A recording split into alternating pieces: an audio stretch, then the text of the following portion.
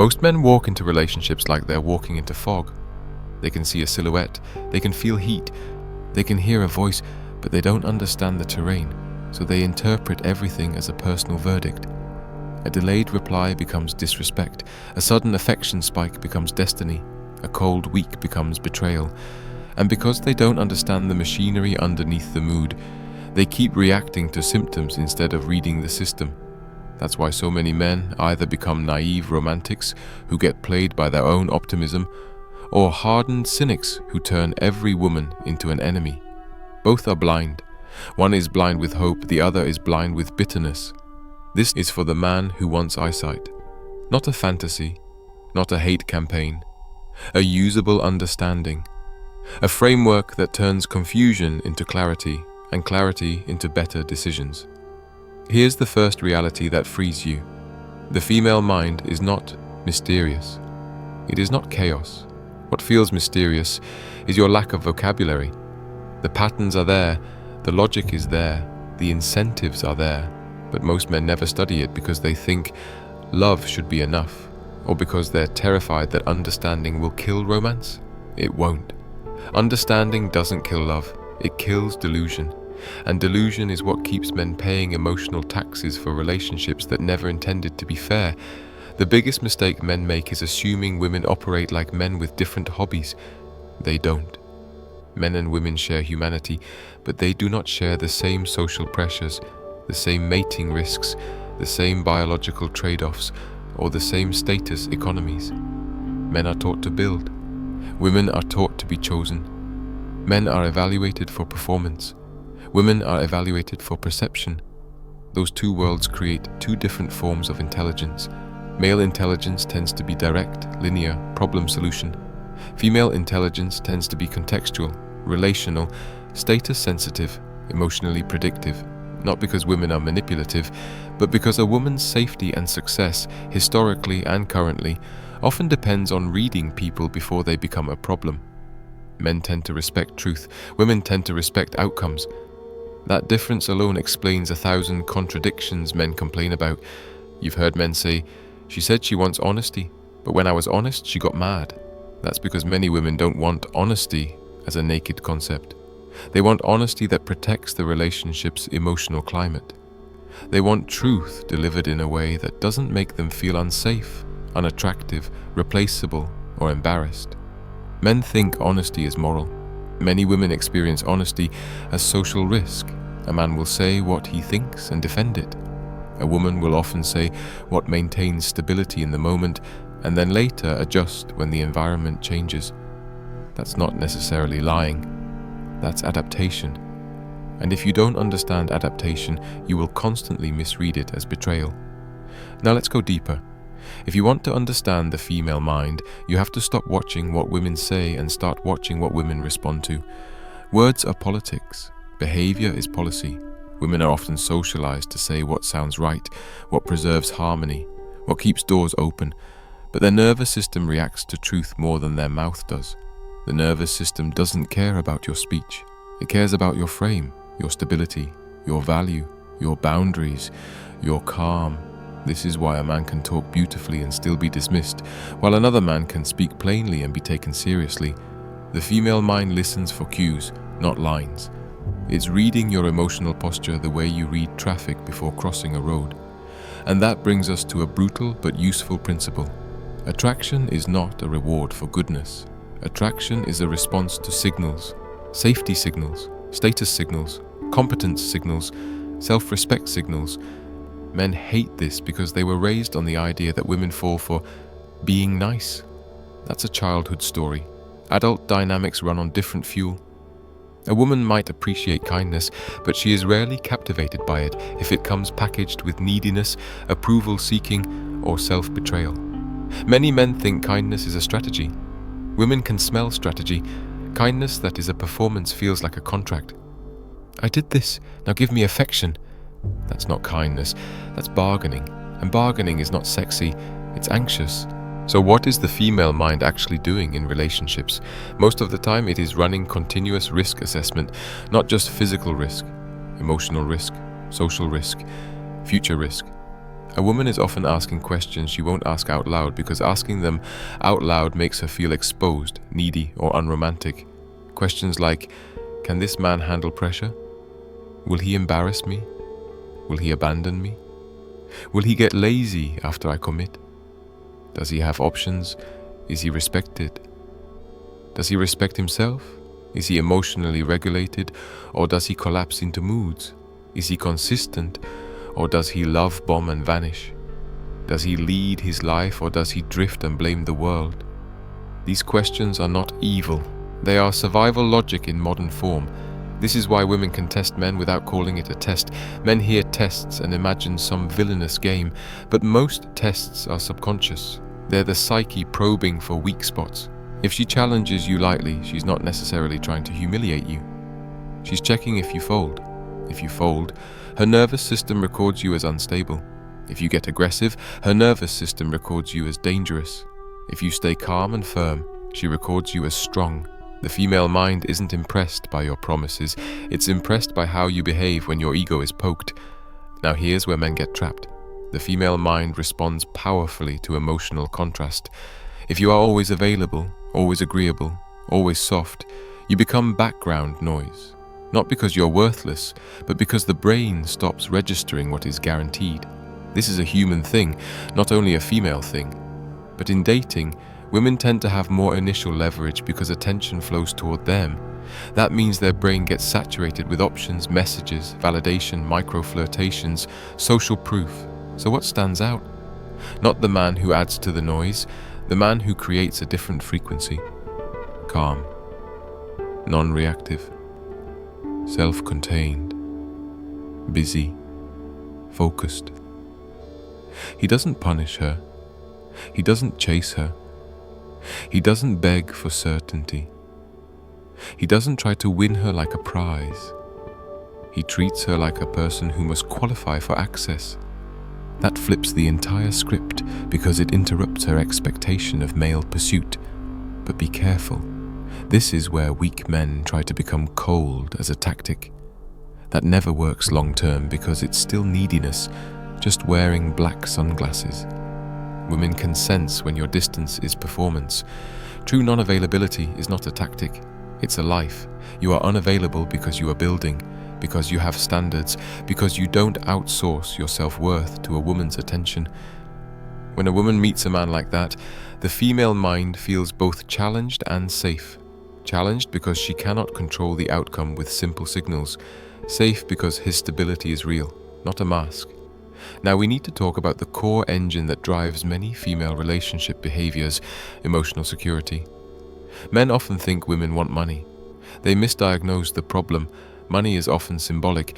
It represents stability, competence, foresight, protection from chaos. The female mind is scanning for, can I relax near him? Not just relax physically, relax mentally. Can she stop managing everything? Can she trust his judgment? Can she trust his consistency? Can she trust that he won't turn into a child when life gets hard? Most women don't want to be your mother, but many men secretly want a mother because it feels like unconditional acceptance.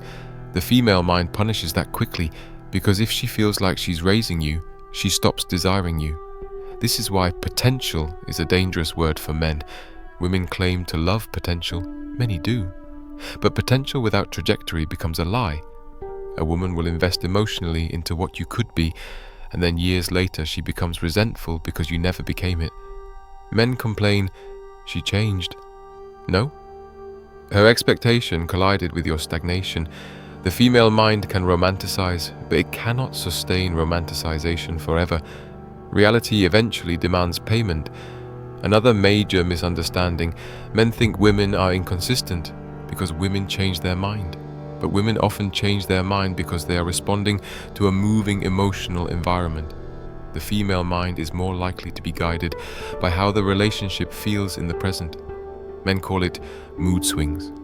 Sometimes it is, but sometimes it's responsiveness. If you are stable, clear, consistent, the relationship feels stable. If you are unpredictable, emotionally avoidant, hot and cold, she becomes anxious, controlling, suspicious. And then you say, why is she so crazy? because you trained her nervous system to live in uncertainty. Yet the reverse is also true. Some women bring instability because instability is their home language.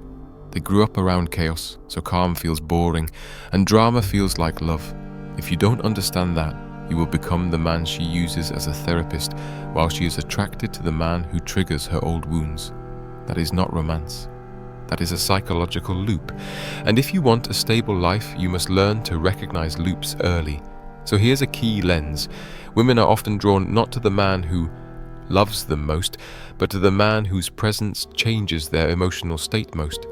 That's why a woman can say she wants peace, then chase turbulence. Her mouth wants peace. Her nervous system wants familiarity. Your job as a man is to decide whether you're dealing with a woman who can heal or a woman who can only repeat. You cannot build a future with someone addicted to emotional highs. You will become a drug, then a disappointment, then a villain. Let's talk about respect, because this is where men get destroyed. Many men chase love without earning respect first, but in the female mind, love without respect becomes pity, and pity is a slow death. Respect is not fear. Respect is the sense that you are grounded, competent, principled, and not easily moved by emotion. It is the sense that you will not trade your soul for attention. A woman can love a weak man, but she will struggle to trust him.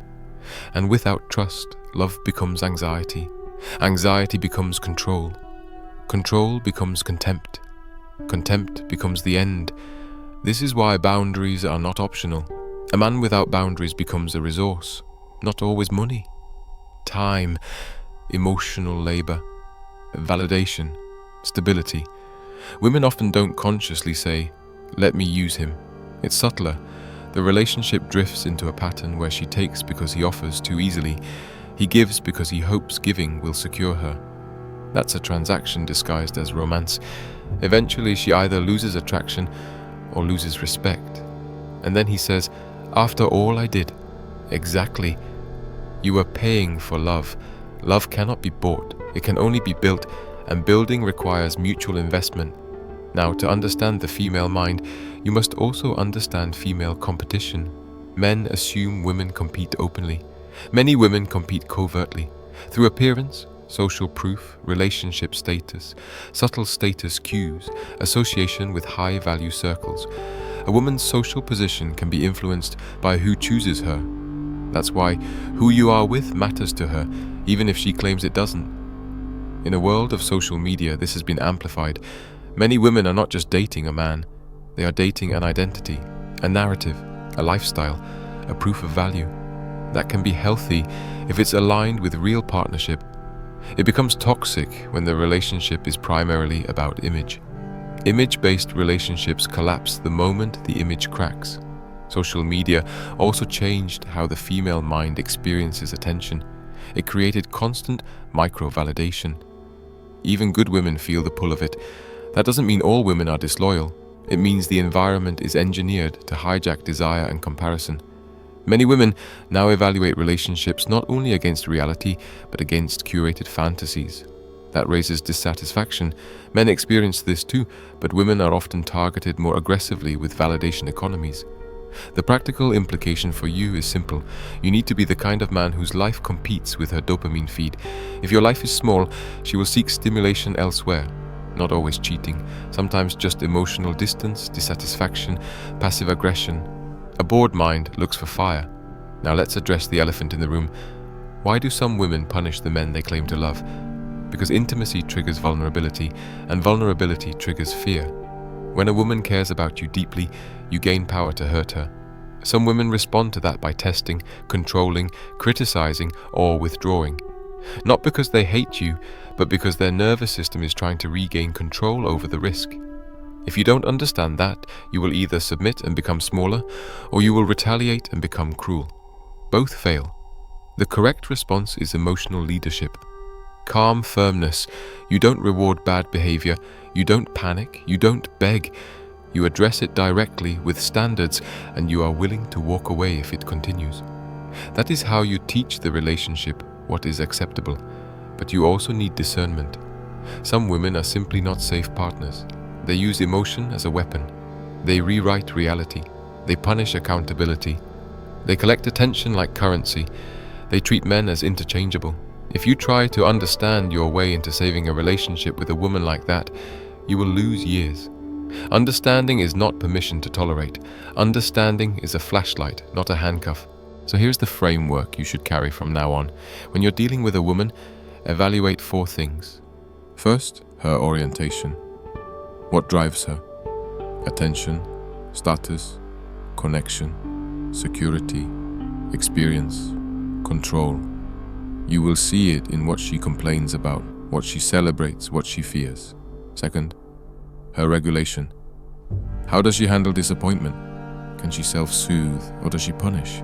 Can she communicate or does she manipulate? Can she apologize or does she justify? Third, her integrity. Does her behavior match her values? Does she take accountability? Does she treat other people well when there's nothing to gain? Fourth, her adaptability. When reality changes, does she mature or does she blame? Does she update her beliefs or does she escalate into resentment? Those 4 things predict your future more than chemistry ever will. And now, a hard truth that will save you if you let it. The female mind is highly responsive to the man you become, but it is not obligated to stay loyal to the man you refuse to become. Many men want unconditional love from women while offering conditional competence. They want a woman to believe in them while they remain undisciplined, unambitious, emotionally volatile, and spiritually lazy. It doesn't work. Women can love you at your lowest, but they cannot respect you if you choose to stay there. And a relationship without respect becomes warfare disguised as communication issues. So what do you do with all this? You stop romanticizing, you stop demonizing, you start building a life that makes you psychologically unmovable. You build competence so you can trust yourself.